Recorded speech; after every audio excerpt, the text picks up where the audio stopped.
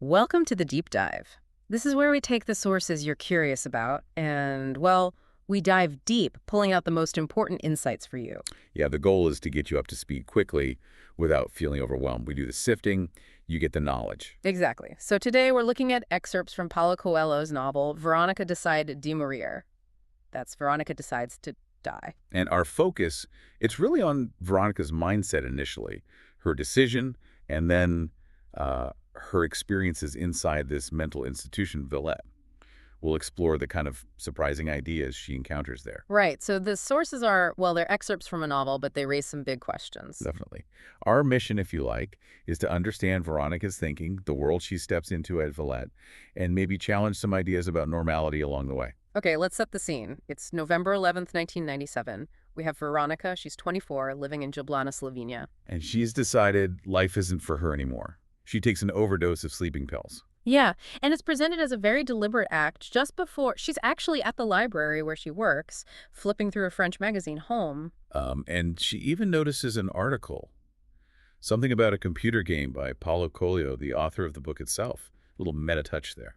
It is. And then there's this fascinating contrast, isn't there? This huge personal decision, but she's still noticing these like everyday things, magazine articles. Yeah, it really grounds it. The world just keeps turning, you know, Yeah. even when someone is trying to leave it. And then as she's losing consciousness, this thought hits her.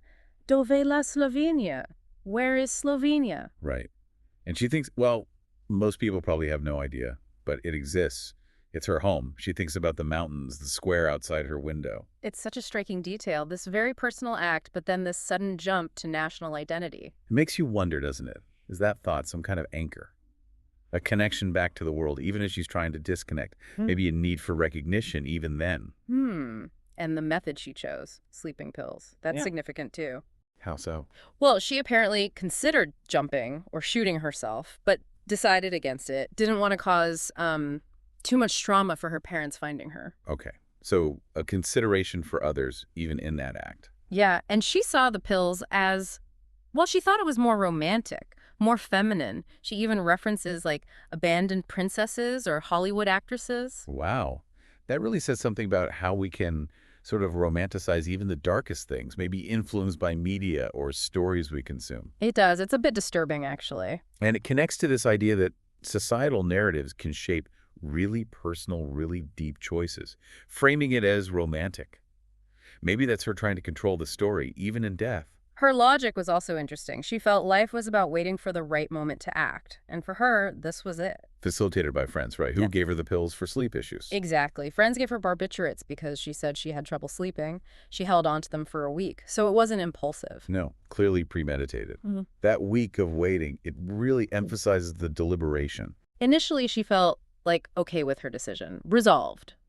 But then she gets a bit annoyed because it's taking too long. And her mind keeps looping back to that magazine question, where is Slovenia? Yeah. Those shifting thoughts are fascinating.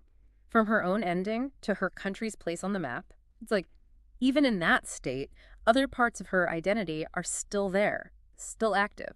It suggests that connection to the world, or maybe just to identity, is incredibly persistent. So what does she do? She decides in these last moments to write a letter to the magazine. To tell them where Slovenia is. Yep, explaining its location, her final act. She even kind of darkly jokes to herself about the confusion it might cause, people thinking she killed herself because someone didn't know geography. That act of writing, asserting her national identity, it's almost like a final grasp for meaning, or maybe just making a mark, even an ironic one. And there are these little flashes of humor, apparently, moments that almost made her reconsider. Which is important, right? It wasn't constant crushing depression. It was more Monotony. That's how she saw it. Youth was fading, life felt predictable, and she just saw like more suffering ahead. Not necessarily dramatic suffering, just the wearing down of things. And this ties into those deeper existential questions she was wrestling with. Right. Well, does God exist? Yeah. She was raised under communism, which denied it. She came to believe death was just the end, oblivion. So suicide, for her, was a kind of freedom, a release into nothingness. That seems to be her thinking. Liberation from a meaningless cycle, which is a profound thought, really, about what gives life meaning or what makes it feel meaningless. As the pills take effect, Coelho gives us these really vivid sensory details. Oh, yeah. Nausea, the light fading, but also sounds Bolivian musicians playing outside in the square. Life going on? In a visual, a young man looks up at her window, smiles. She feels desired, just for a fleeting second. Wow. That's powerful, that intense awareness of life, sensation, connection. Yeah. Right at the moment she's choosing to extinguish it. It really makes you pause. It does. It's this overload of the senses, the beauty still present, contrasting so sharply with her internal decision. And it's crucial to remember, like you said, it wasn't about lack of love or money or basic needs. No, it was this feeling that life had lost its originality, become repetitive. A tragedy she saw playing out predictably. So that paradox, experiencing connection right at the end. Maybe the choice itself heightened her awareness, made life feel more intense just as she was leaving it. Could be. Then the narrative just snaps. She wakes up. Boy.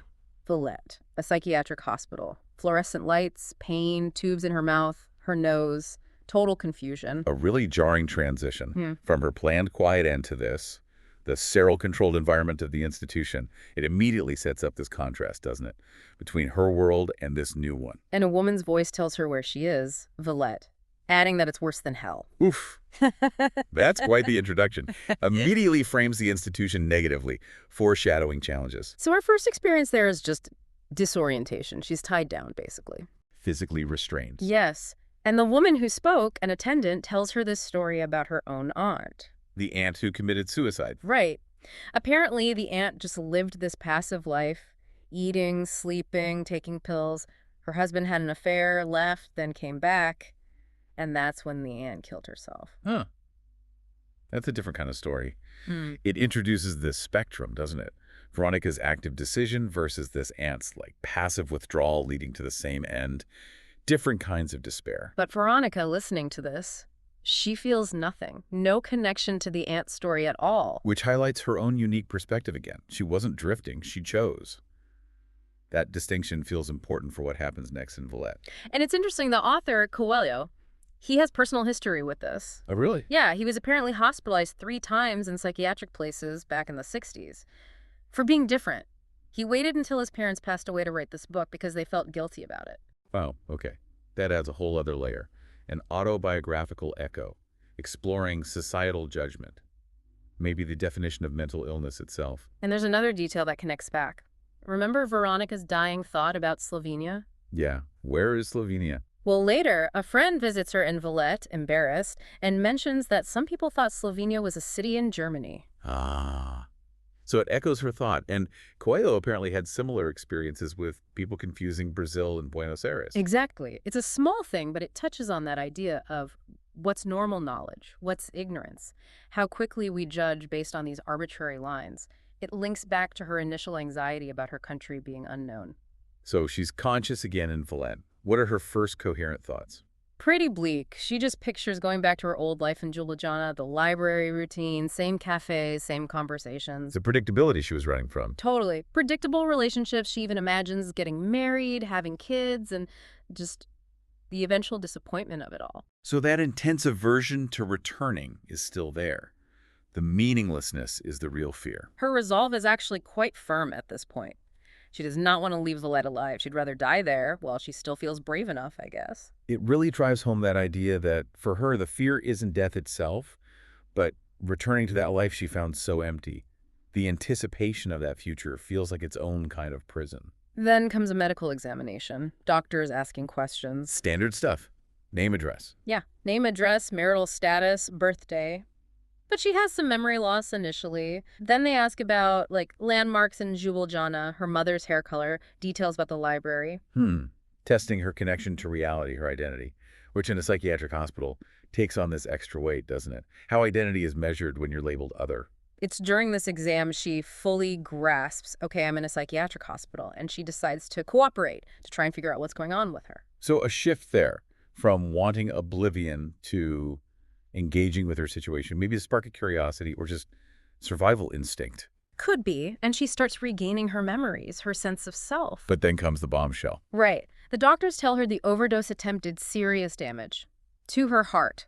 Yeah. And she doesn't have long to live, maybe a week, maybe less. Oh, wow. So her attempt to die has succeeded in a way, but not the way she intended. It's put her on a clock. Exactly. And her very first thought when they tell her this, What? then I didn't fail. Chilling.